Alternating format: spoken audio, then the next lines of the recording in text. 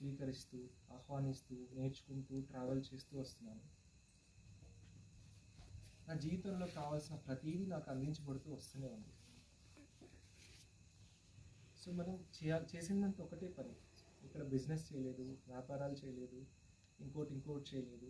మన పని ఏదైతే ఉందో మనం చేసుకునే భౌతికమైన పని, అది కూలి పని కావచ్చు, వ్యాపారం కావచ్చు, జాబ్ అయినా కావచ్చు, ఆ పని చేసుకుంటూ మనం దాంతోపాటు రోజు ధ్యానం చేయడం,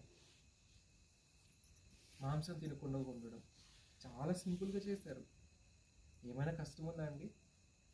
ఏమైనా కష్టం ఉందా? మీరేమైనా జీతాలు ఇస్తున్నారా? డబ్బులు నెల నెల ఫీజులు కడుతున్నారా ధ్యానం నేర్చుకోవడానికి? అది యోగా నేర్చుకోవడానికి వెళ్ళారనుకోండి, నెలకి జీతం కట్టాలి. ఇక్కడ ఎవరికైనా మీరు జీతం ఇస్తున్నారా?